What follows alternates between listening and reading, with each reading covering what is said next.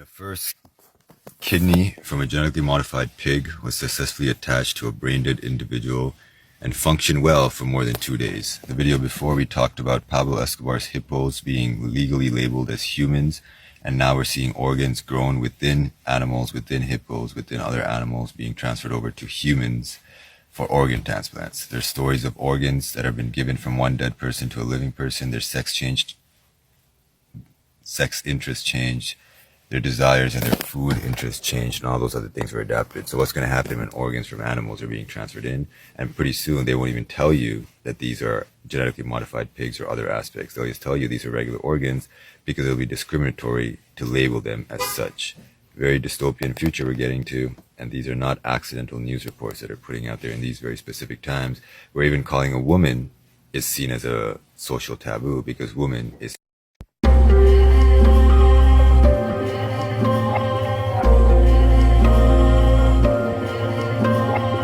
Imagine a world where human organs aren't donated, but cultivated, grown in laboratories like crops on a farm. Heartbeats, livers, kidneys, all engineered, harvested, and reserved for those who can afford them. What was once the stuff of science fiction is inching closer to reality, raising questions that strike at the very core of what it means to be human. People think if we take the low nutrient quality conspiracy to its endpoint, it's worth asking about organ meats as well, due to the sudden resurgence as part of a healthy diet thanks to how packed they are with micronutrients. Why is there no effort to recreate these? See, most people think of meat as just muscle, which is somewhat true.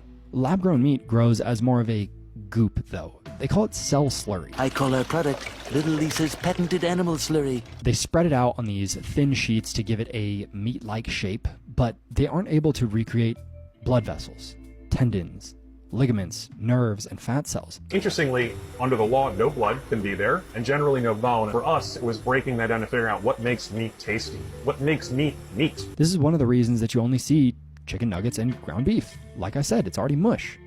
But all of these missing components are highly nutritious factors about meat that we're going to be missing out on, and we don't know what that means for our diet. Another worry is, did you know processed and boxed foods were at one time only for the wealthy?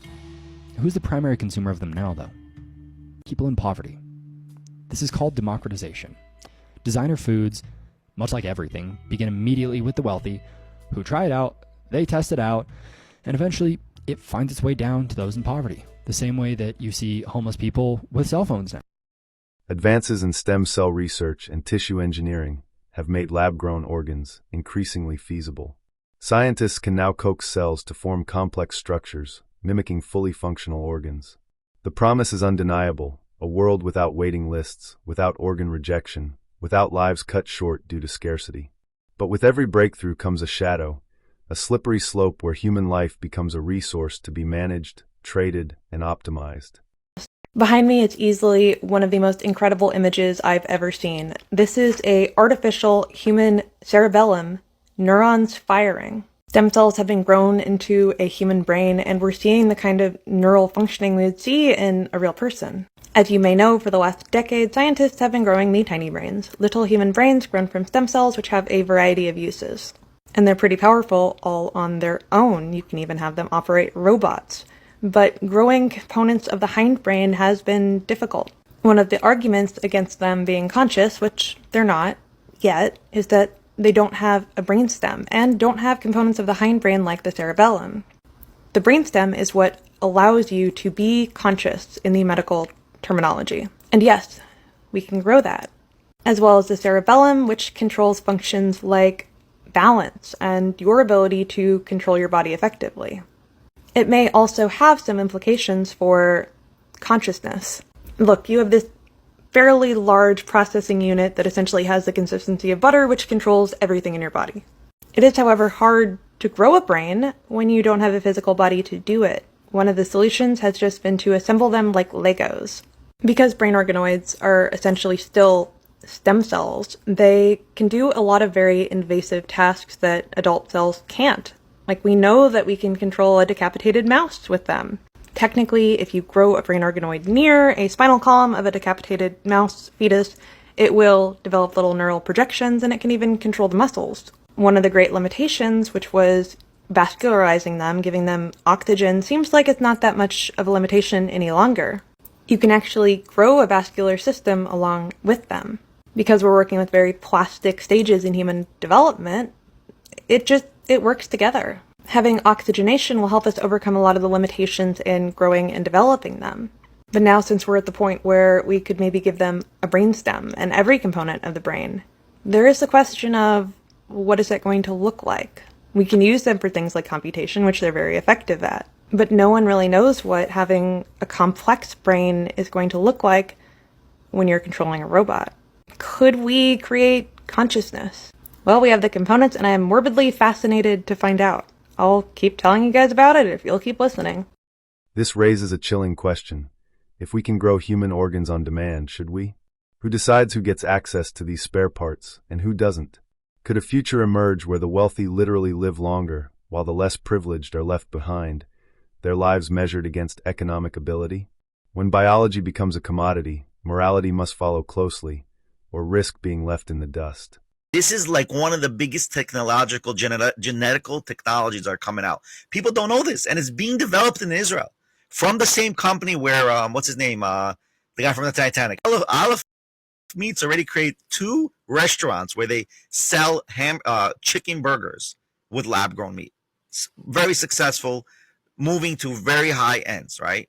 And then they took this technology and say, okay, the way we're growing this lab-grown meat, we can easily create lab-grown organs.